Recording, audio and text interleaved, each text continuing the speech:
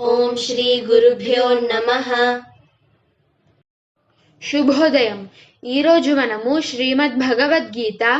6వ అధ్యాయం ఆత్మ సంయమ యోగం నుండి 43వ శ్లోకం నేర్చుకుందాము. తత్ర తం బుద్ధి సంయోగం లభతే పౌర్వదేహికం యతతే చ తతో భూయః సంసిద్ధౌ కురు నందన. భావము: ఆ విధంగా జ్ఞానులైన యోగుల ఇంట పుట్టిన వారు పూర్వదేహములో సాధించిన బుద్ధి సంయోగమును సులభముగానే పొందును. ఓ కురునందన, ఆ బుద్ధి సంయోగ ప్రభావముచే అతడు మరల పరమాత్మ ప్రాప్తికై మునుపటి కంటే అధికముగా సాధన చేయును. తత్ర తత్ర తం తం బుద్ధి సంయోగం బుద్ధి సంయోగం తత్ర తం బుద్ధి సంయోగం తత్ర తం బుద్ధి సంయోగం లభతే లభతే పౌర్వదేహికం పౌర్వదేహికం లభతే పౌర్వదేహికం లభతే పౌర్వదేహికం తత్ర తం బుద్ధి సంయోగం లభతే పౌర్వదేహికం తత్ర తం బుద్ధి సంయోగం లభతే పౌర్వదేహికం యతతే యతతే చ చ తతో తతో భూయః భూయః యతతే చ తతో భూయః యతతే చ తతో భూయః సంసిద్ధౌ సంసిద్ధౌ కురు నందన కురు నందన సంసిద్ధౌ కురు నందన సంసిద్ధౌ కురు నందన యతతే చ తతో భూయః సంసిద్ధౌ కురు నందన యతతే చ తతో భూయః సంసిద్ధౌ కురు నందన తత్ర తత్ర తం తం బుద్ధి సంయోగం బుద్ధి సంయోగం తత్ర తం బుద్ధి సంయోగం తత్ర తం బుద్ధి సంయోగం లభతే లభతే పౌర్వదేహికం పౌర్వదేహికం లభతే పౌర్వదేహికం లభతే పౌర్వదేహికం తత్ర తం బుద్ధి సంయోగం లభతే పౌర్వదేహికం తత్ర తం బుద్ధి సంయోగం లభతే పౌర్వదేహికం యతతే యతతే చ చ తతో తతో భూయః భూయః యతతే చ తతో భూయః యతతే చ తతో భూయః సంసిద్ధౌ సంసిద్ధౌ కురు నందన కురు నందన సంసిద్ధౌ కురు నందన సంసిద్ధౌ కురు నందన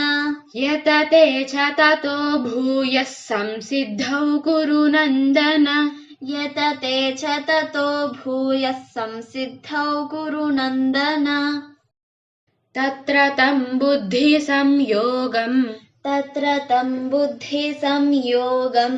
లభతే పౌర్వదేహికం లభతే పౌర్వదేహికం తత్ర తం బుద్ధి సంయోగం లభతే పౌర్వదేహికం తత్ర తం బుద్ధి సంయోగం లభతే పౌర్వదేహికం యతతే చ తతో భూయః యతతే చ తతో భూయః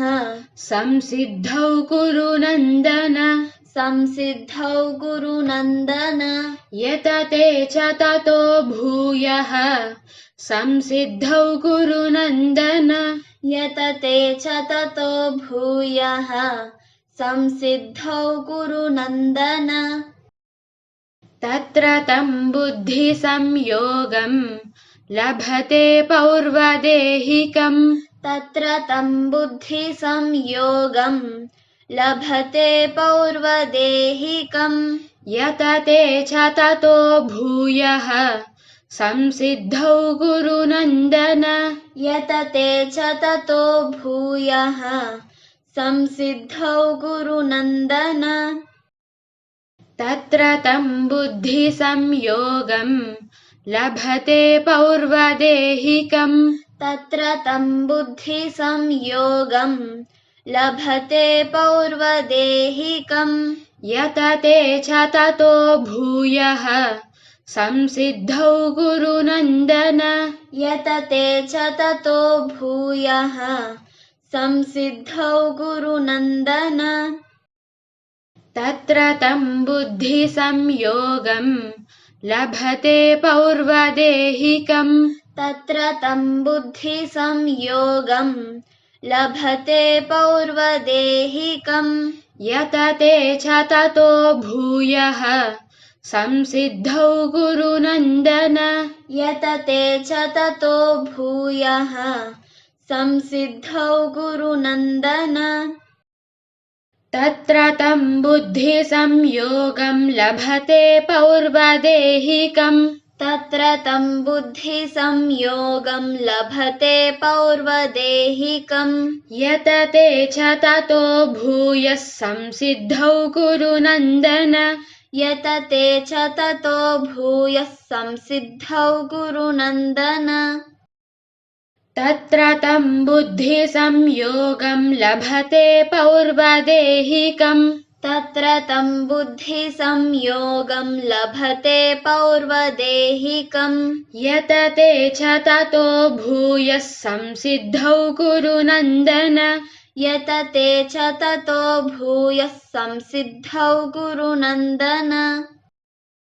तत्र तं बुद्धिसंयोगं लभते पौर्वदेहिकम् तत्र तं बुद्धिसंयोगं लभते पौर्वदेहिकम् यतते च ततो भूयः संसिद्धौ गुरुनन्दन यतते च ततो भूयः संसिद्धौ गुरुनन्दन तत्र तं बुद्धिसंयोगं लभते पौर्वदेहिकम् यतते च ततो भूयः संसिद्धौ गुरुनन्दन तत्र तं बुद्धिसंयोगं लभते पौर्वदेहिकम् यतते च ततो भूयः संसिद्धौ गुरुनन्दन तत्र तं बुद्धिसंयोगं लभते पौर्वदेहिकम् यतते च ततो भूयः संसिद्धौ गुरुनन्दन तत्र तं बुद्धिसंयोगं लभते पौर्वदेहिकम्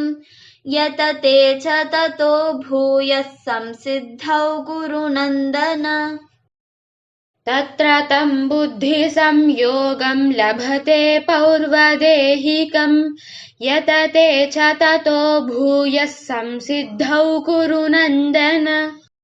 तत्र तं बुद्धिसंयोगं लभते पौर्वदेहिकम् यतते च ततो भूयः संसिद्धौ गुरुनन्दन तत्र तं बुद्धिसंयोगं लभते पौर्वदेहिकम् यतते च ततो भूयः संसिद्धौ गुरुनन्दन तत्र तं बुद्धिसंयोगं लभते पौर्वदेहिकम् यतते च ततो भूयः संसिद्धौ गुरुनन्दन